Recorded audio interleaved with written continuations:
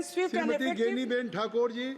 माननीय अध्यक्ष महोदय, મને વર્ષ 2024-25ના કેન્દ્ર સરકારના પશુપાલન અને ડેરી મંત્રાલય વિભાગ નિયંત્રણ હેઠળ માગણીઓમાં ચર્ચા લેવા માટેનો મોકો આપ્યો એ બદલ અમારા નેતા રાહુલજીનો ખૂબ ખૂબ આભાર માનું છું। આ વિભાગમાં 7,137.68 કરોડની ફાળવણી કરવામાં આવેલી છે, તેને વધારવામાં આવે। માનનીય અધ્યક્ષશ્રી, ગૃહના મોટા ભાગના સભ્યોએ ગૌ માતા માટેની વાત કરી। હું પણ ગૌ માતાની વાત કરવા માગું છું કે દેશના સાધુ સંતો, મહંતો, જ્યોતિષપીઠના શંકરાચાર્ય સ્વામી અવિમુક્તેશ્વરાનંદ સરસ્વતી મહારાજ પદયાત્રા કરીને ગૌ માતાને રાષ્ટ્રીય માતાનો દરજ્જો આપવા માટે સરકાર પાસે માગણી કરી રહ્યા છે। માનનીય અધ્યક્ષશ્રી, ગૌ માતાને રાષ્ટ્રીય માતાનો દરજ્જો મળે અને ગૌ વંશ ઉપર હત્યાનો પ્રતિબંધ આવતો કાયદો એ લોકસભામાં લાવવામાં આવે એવી હું માગણી કરું છું।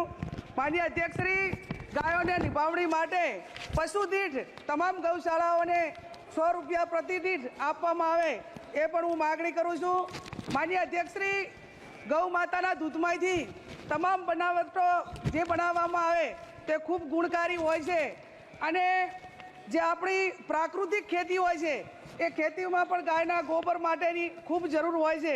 માનનીય અધ્યક્ષશ્રી, પશુની ખરીદી કરવામાં આવે અને પશુપાલક તેનો ઇન્સ્યોરન્સ લે છે ત્યારે એના ઉપર 18% GST લગાડવામાં આવે છે, તો એ GST હટાવી દેવામાં આવે એવી પણ હું માગણી કરું છું।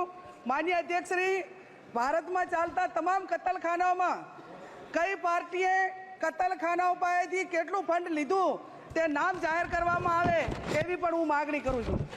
માનનીય અધ્યક્ષશ્રી, પશુપાલકોના જે ગૌચરો હતા તે મોટા ભાગે ઉદ્યોગપતિઓને આપી દેવામાં આવ્યા છે અને એના કારણે પશુપાલકો અને વન પ્રાણીઓ એ ખૂબ મોટા મુશ્કેલીમાં મુકાણા છે।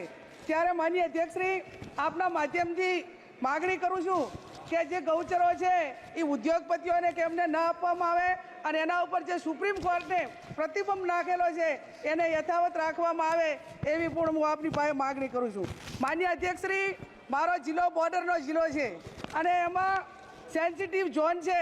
આ ઝોનમાં જે જંગલી પ્રાણીઓ છે એ પ્રાણીઓને જે જમીન ફાળવેલી છે એમાં મોટા ભાગે ઉદ્યોગો, મીઠાના ઉદ્યોગો આવેલા છે, એના ઉપર પ્રતિબંધ મૂકવામાં આવે। માનનીય અધ્યક્ષશ્રી, મારો જિલ્લો એ પશુપાલન સાથે સંકળાયેલો છે અને પશુપાલન સાથે સંકળાયેલો છે ત્યારે મારા જિલ્લામાં બનાસકાંઠા જિલ્લાના ધાનેરા, દાંતીવાડા, પાલનપુર આ તાલુકાઓમાં સિંચાઈની વ્યવસ્થા નથી, એના ઉપર સિંચાઈની વ્યવસ્થા કરવામાં આવે એવી પણ હું આપની પાસે વિનંતી કરું છું।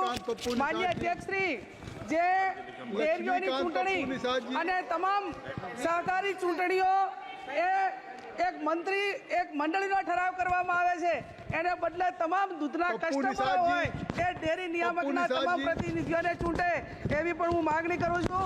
માનનીય અધ્યક્ષશ્રી, ડેરીનો સૌથી વધારે